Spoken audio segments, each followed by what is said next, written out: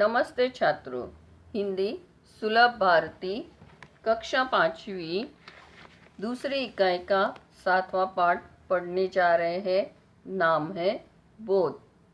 जीवन में हम अवसर के अनुसार वस्त्र धारण करते हैं, भोजन करते हैं तथा व्यवहार करते हैं। शब्द हमारी भाषा के आभूषण हैं। अंततः अवसर के अनुकूल शब्दों का प्रयोग करना चाहिए। इन शब्दों के परिवर्तित रूपों की ओर भी ध्यान देना चाहिए। शब्दों में लिंग वचन के अनुसार परिवर्तन आता है। शब्द के जिस रूप से पुरुष व स्त्री जाति का बोध होता है उसे लिंग कहते हैं। हिंदी में शब्द या तो स्त्रीलिंग होता है या पुल्लिंग होता है। शब्द के जिस रूप से संख्या का बोध होता है उसे वचन कहते हैं। हिंदी शब्द या तो एक वचन है या बहुवचन होता है। आज हम दूसरी इकाई का 7वां पाठ बोध पढ़ेंगे। इसमें और समान विरुद्ध शब्द के बारे में पढ़ेंगे। आज का सुविचार है, जिसके पास धैर्य है वह चाहे वो पा सकता है। बच्चों, चित्र में सुविचार दिख रहा है, उसे आप पढ़ो। मतलब जिसके पास धैर्य, साहस है, आत्मविश्वास है, वह जो चाहे वो पा सकता है। अभी आगे आपको चित्र दिख रहा है। सभी को चित्र का निरीक्षण करना है। तो बच्चों, आपको चित्र में क्या क्या दिखाई दे रहा है? पहले चित्र में क्या दिख रहा है? लड़की। और दूसरे चित्र में क्या दिख रहा है? एक से ज़्यादा लड़कियां दिख रही है। तो पहले चित्र में क्या है? लड़की। दूसरे चित्र में लड़कियां। अभी दूसरे चित्र में क्या दिखाई दे रहा है? घोड़ा। और इस चित्र में घोड़े दिख रहे हैं। तो इससे आपको क्या बोध हो रहा है? पहले चित्र में एक घोड़ा है और दूसरे चित्र में बहुत सारे घोड़े दिख रहे हैं। इससे हमें क्या बोध होता है? अगर एक हो तो इसे हम एक वचन कहते हैं और एक से ज़्यादा हो तो उसे बहुवचन कहते हैं। एक वचन और अनेक वचन का इससे बोध होता है। तो अब हमारा जो बोध पाठ है इसे हम पढ़ेंगे। पहले चित्र में क्या दिखाई दे रहा है? आँख। आँख दिखाई दे रही है। नीचे दिए हुए चित्र में आँखें दिखाई है। दूसरे चित्र में पेटी, पेटियाँ और औषध, औषधियाँ। अगले चित्र में क्या दिखाई दे रहा है? पपीता, पपीता। वो क्या है? एक ही पपीता है, लेकिन नीचे पपीते यानी बहुत सारे पपीते। अगले चित्र में आम दिख रहा है। अनेक वचन में भी आम ही होगा। तो हम आगे बढ़ेंगे। सबसे पहले हम बोध शब्द का अर्थ जानेंगे। बोध क्या होता है? बोध का मतलब क्या होता है? बोध होना, आकलन होना, जानकारी होना। जो भी वस्तु है, शब्द है, उसका आकलन होना, जानकारी होना। पहले चित्र में हमें क्या दिखाई दे रहा है?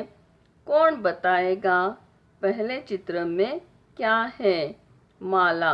उसके नीचे के चित्र में बहुत सारी मालाएं हैं। उसको हम क्या कहेंगे? मालाएं। माला, मालाएं। और उसके बाद क्या है? सिक्का। नीचे एक से ज़्यादा सिक्के दिखाई दे रहे हैं। सिक्का, सिक्के। तौलिया, तौलिए। पहले चित्र में एक ही तौलिया है और दूसरे चित्र में एक से ज़्यादा तौलिए हैं। एक बार फिर से दोहराएंगे। माला, मालाएं। सिक्का, सिक्के। तौलिया, तौलिए। तो बच्चों, इससे हमें क्या बोध हो रहा है?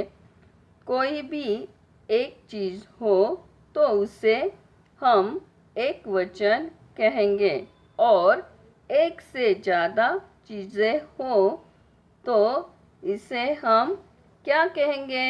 अनेक वचन कहेंगे। अब हम लिंग के बारे में जानकारी लेंगे। पहले चित्र में आपको क्या दिखाई दे रहा है? सिंह। और दूसरे चित्र में सिंहानी। अगले चित्र में क्या दिख रहा है? गाय, बैल। हिरण, हिरनी। नागिन, नाग। चूहिया, चूहा।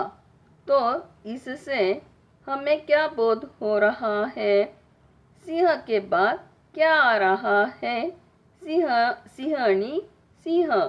ये पुरुष जाति का शब्द है और सिंहनी स्त्री जाति का शब्द है। इसका मतलब संज्ञा के जिस रूप से पुरुष जाति का बोध होता है उसे पुल्लिंग कहते हैं और संज्ञा के जिस रूप से स्त्री जाति का बोध होता है उसे स्त्रीलिंग कहते हैं। सिंह क्या है? पुरुष जाति का बोध कराता है और सिंहनी स्त्री जाति का बोध कराता है। गाय से क्या बोध हो रहा है हमें? कि वो स्त्रीलिंग है और बैल पुल्लिंग है। हिरण, हिरनी। नागिन, नाग। चूहिया, चूहा। इस प्रकार और आगे बढ़ेंगे। हम चित्र वाचन करेंगे। पहले चित्र में क्या दिखाई दे रहा है? ये बंदर का चित्र है। उसका स्त्रीलिंग क्या आएगा? बंदरिया। बिल्ली, बिलाव। इस प्रकार हमें लिंग परिवर्तन करना है। अब हम देख रहे हैं समान, विरुद्ध। समान इस शब्द का मतलब होता है समान। विरुद्ध मतलब दिए हुए शब्दों का विरुद्ध अर्थ, विपरीत अर्थ वाले शब्दों को विरुद्ध अर्थी शब्द कहते हैं। पहला चित्र दिखाई दे रहा है आँख। आँख का समानार्थी शब्द है नेत्र। वैसे ही दूसरे चित्र में आपको वृक्ष दिखाई दे रहा है। वृक्ष का समानार्थी शब्द होता है पेड़। दोनों का अर्थ समान होता है। तीसरा चित्र है पंछी। पंछी का समानार्थी शब्द है पक्षी। इस प्रकार जिन शब्दों का अर्थ समान होता है उन्हें समानार्थी शब्द कहते हैं। अगला चित्र पुष्प। पुष्प का समानार्थी शब्द होता है फूल। अगला चित्र है द्वार। द्वार का समानार्थी शब्द है दरवाज़ा। चारपाई। चारपाई यानी खटिया। सवेरा यानी सुबह। सवेरा का मतलब होता है सुबह। सुबह का मतलब होता है सुबह। दोनों शब्द का अर्थ समान है, जैसे अभी केश, बाल। इस तरह हमने जो शब्द देखे हैं वह सब समानार्थी शब्द हैं। मैं फिर से उसे दोहराती हूँ। आँख, नेत्र, वृक्ष यानी पेड़, पंछी यानी पक्षी, पुष्प यानी फूल, द्वार यानी दरवाज़ा, चारपाई यानी खटिया, सवेरा यानी सुबह, केश यानी बाल। अभी हम आगे बढ़ते हैं। अब हमें देखना है विरुद्ध शब्द।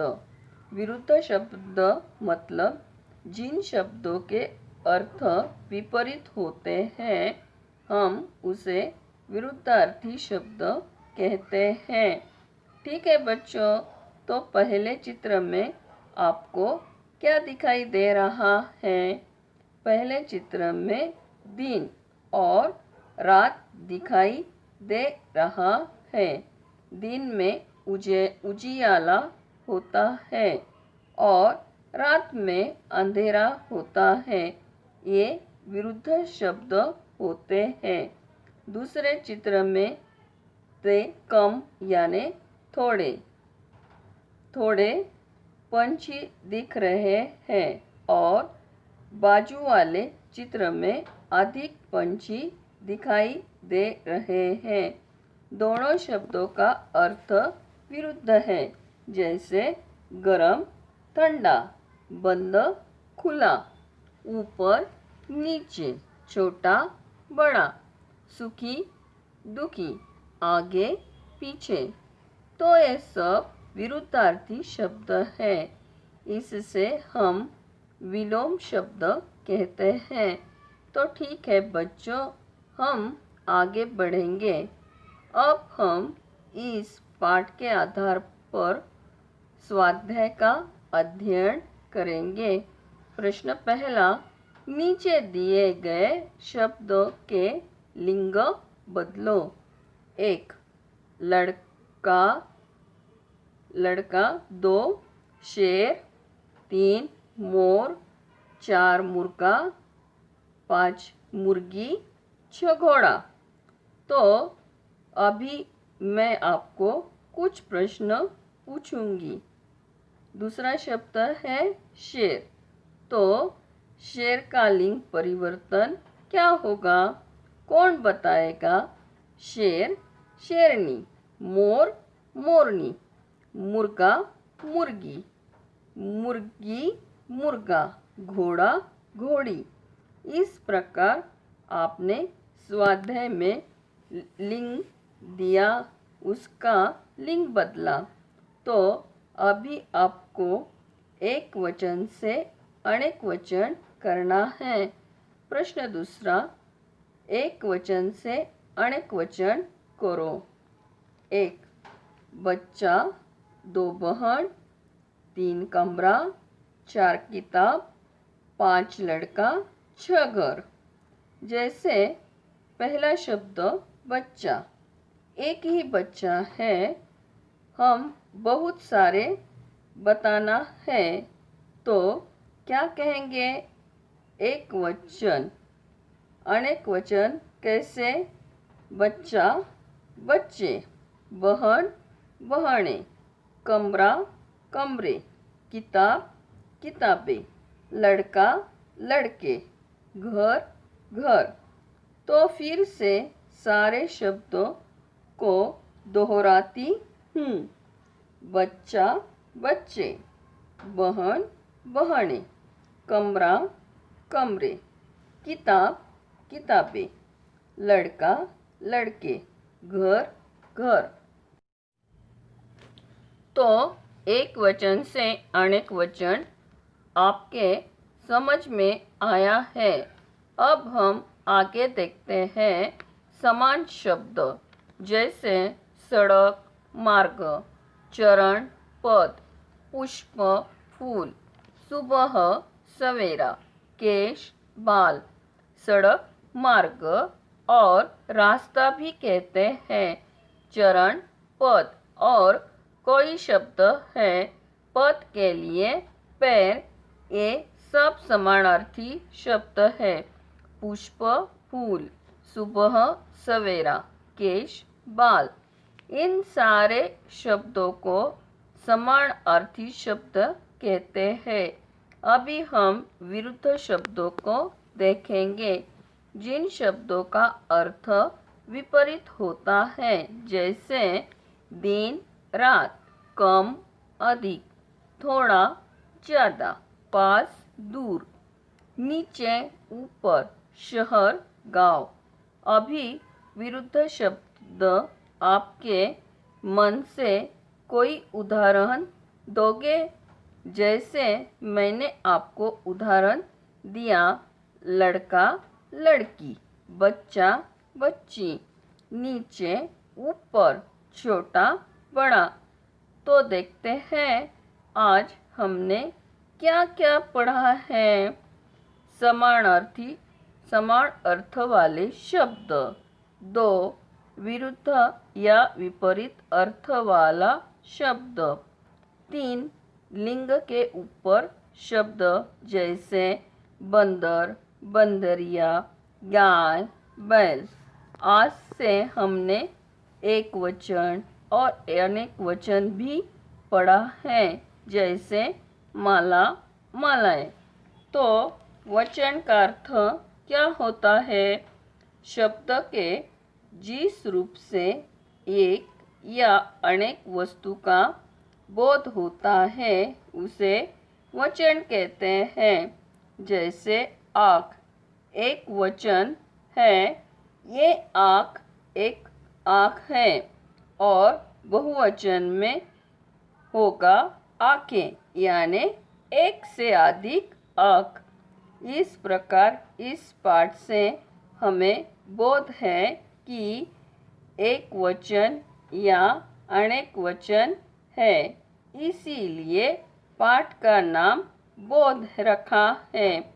उसका विपरीत अर्थ है या समान अर्थ है, जिसका बोध होता है, ज्ञान हो रहा है। समान अर्थ वाले शब्द पढ़े। समान अर्थ वाले शब्द का उदाहरण कोई बता सकता है जिनका अर्थ समान होता है, जैसे पुष्प, फूल। विरुद्ध या विपरीत अर्थ वाले शब्द हमने पढ़े हैं, जैसे दिन, रात। लिंग के ऊपर शब्द, जैसे सिंह, सिंहनी, नाग, नागिन, चूहा, चूहिया, बैल, गाय, बंदर, बंदरिया। अब हम लिंग का अर्थ देखेंगे। संज्ञा के जिस रूप से बोध होता है, स्त्री या पुरुष जाति का बोध होता है, उसे लिंग कहते हैं। संज्ञा यानी नाम। इस नाम से हमें बोध होता है वो शब्द स्त्री जाति या पुरुष जाति का है। लिंग के दो प्रकार है, जैसे वचन के दो प्रकार है, एक वचन और अनेक वचन। वैसे ही लिंग के दो प्रकार है, पुल्लिंग और स्त्रीलिंग। लिंग संज्ञा के जिस रूप से उसे उसके पुरुष जाति का अथवा स्त्री जाति का बोध होता है, उसे लिंग कहते हैं। जैसे पुल्लिंग और स्त्रीलिंग, एक हिरण, हिरणी, चाचा, चाची, देव, देवी, शेर, शेरनी, चोर, चोरनी, बालक, बालिका। ठीक है बच्चों, अभी विरुद्ध शब्द, जैसे कि एक सत्य, असत्य, राजा, रानी, अति, अल्प, स्त्री, पुरुष, अनंत, अंत, जो हमारे पाठ में नहीं है। सत्य का मतलब सच होता है और असत्य मतलब झूठ। अति यानी ज़्यादा, अल्प यानी कम। इन शब्दों का अर्थ विपरीत है। अनंत मतलब उसका अंत नहीं है। अंत यानी अंत। आज के पाठ में क्या पढ़ा है? एक वचन, अनेक वचन, समान अर्थ वाले शब्द, विरुद्ध या विपरीत अर्थ वाले शब्द, लिंग के ऊपर शब्द। तो छात्रों, लिंग बदलने हेतु अन्य शब्द, इन शब्दों का अपनी काफी में अनुलेखन करें। पुल्लिंग और स्त्रीलिंग। बालक, बालिका। लेखक, लेखिका। दास, दासी। चाचा, चाची। डिब्बा, डिबिया। लोटा, लुटिया। हाथी, हथिनी। सेठ, सेठानी। मालक, मालकिन। माली, मालिन। ठाकुर, ठकुराइन। विधाता, विधात्री। श्रीमान, श्रीमती। पुत्रवान, पुत्रवती। युवक, युवती। नर, माता। वर, वधू। छात्र, छात्रा। भवदीय, भवदीया। लड़का, लड़की। घोड़ा, घोड़ी। बछड़ा, बछिया। सियार, सियारिन। शेर, शेरनी। नौकर, नौकरानी। धोबी, धोबीन। स्वामी, स्वामिनी। बनिया, बनियाइन। रूपवान, रूपवती। गुणवान, गुणवती। सम्राट, सम्रानी। कवि, कवित्री। पति, पत्नी। भैंसा, भैंस। वचन बदलने हेतु अन्य शब्द, इसे आप अपनी काफी में अनुलेखन करें। एक वचन, बहुवचन। घोड़ा, घोड़े। मनुष्य, मनुष्य। रात, राते।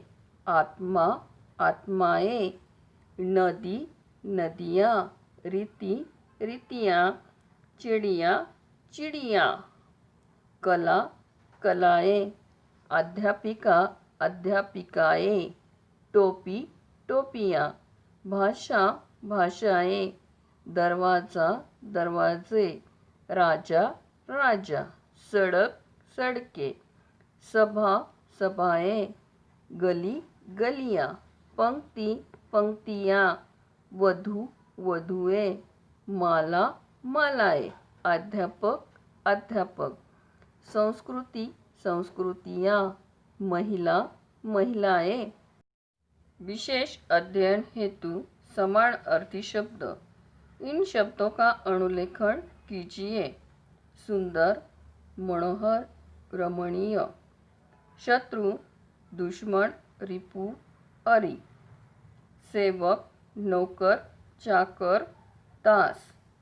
ध्वजा, पताका, झंडा। नदी, सरिता, तटिनी। गाय, धेनु, गौ। पानी, जल, नीर, तोय। अंधेरा, तम, तिमिर। सूर्य, रवि, भास्कर। सोना, सुवर्ण, कंचन। शरीर, तण, देह, काया। मुह, मुख, वदन। पवन, वायु, हवा। बेटा, पुत्र, सूत। बेटी, पुत्री, कन्या। लड़का, बालक, शिशु। मनुष्य, मानव, मनुज। मित्र, सखा, साथी। रात, निशा, रजनी। संसार, जग, दुनिया। हाथ, हस्त, कर, पाणी। सिंह, केसरी, वनराज। गरीब, निर्धन, दरिद्र। दुख, पीड़ा, कष्ट, क्लेश। बंदर, वानर, कपी, पर्वत, नग, गिरी, अचल, घोडा, अश्व, तुरुंग, आनंद, हर्ष, मोद, अतिथि, मेहमान, आगंतुक, किसान, हलवाहा, खेतीहर, घर, गृह, मकान, आलय, राक्षस, असुर, दानव, ईश्वर, प्रभु, परमात्मा, दिन, दिवस, वासर, वार, धन, अर्थ, वित्त, नारी, औरत, स्त्री, झूठ, असत्य, मिथ्या, चतुर, कुशल, प्रवीण, मुसीबत, विपदा, आपत्ति, युद्ध, संग्राम, लड़ाई, नया, नूतन, नवीन, प्रसिद्ध, मशहूर, विख्यात, पथ, मार्ग, राह, रास्ता, जगह, स्थान, ठिकाना, विवाह, शादी, परिणय, हार, पराजय, पराभव, छोटा, लघु, कनिष्ठ, उपहास, व्रत, विशेष अध्ययन हेतु, विरुद्धार्थी शब्द, छात्र, इनका अनुलेखन करें। आधुनिक, प्राचीन, उपाय, निरुपाय, स्मरण, विस्मरण, विकास, हास, कृतज्ञ, कृतघ्न, इच्छा, अनिच्छा, आदान, प्रदान, नूतन, पुरातन, स्थिर, अस्थिर, क्षमा, दंड, आजादी, गुलामी, शकुन, अपशकुन, सज्जन, दुर्जन, जय, पराजय, गुण, दोष, पूर्ण, अपूर्ण, प्रेम, घृणा, धूप, छाया, भारी, हलका, मृदू, कठोर, हर्ष, शोक, सदुपयोग, दुरुपयोग, स्वदेश, विदेश, अपना, पराया, प्रख्यात, कुप्रख्यात, एक, अनेक, उचित, अनुचित, सुबह, शाम, आर्य, अनार्य, कृष्ण, शुक्ल, व्रत, सरल, रक्षक, भक्षक, स्वर्ग, नरक, स्वतंत्र, परतंत्र, खिलाना, मुरझाना, सुगंध, दुर्गंध, सुसंगति, कुसंगति, सभ्य, असभ्य, दुर्लभ, सुलभ, बुराई, भलाई, चतुर, मूर्ख, गुरु, शिष्य, मुख्य, गौण, शूर, कायर, स्तुति, निंदा, लौकिक, अलौकिक, अमृत, विष, बीमार, स्वस्थ। निम्नलिखित विरुद्धार्थी शब्दों की जोड़ियों का वाक्यों में प्रयोग कीजिए। 1. दिन रात। उत्तर: दिन रात सफलता पाने के लिए राज दिन रात मेहनत करता है। 2. सुख दुख। सुख दुख का वाक्यों में प्रयोग देखेंगे। सुख दुख। सुख दुख में अपनों का साथ रहे तो बढ़िया है। 3. लाभ हानि। लाभ हानि का वाक्यों में प्रयोग। व्यापार में लाभ हानि तो होती रहती है। 4. भला बुरा। भला बुरा का वाक्यों में प्रयोग देखेंगे। भला बुरा। हमारा भला बुरा चाहने वाले हमारे आसपास के लोग ही होते हैं। अगला शब्द है अपना पराया। तो अपना पराया का वाक्यों में प्रयोग देखेंगे। अपना पराया: अबोध बालक अपना पराया नहीं जानता।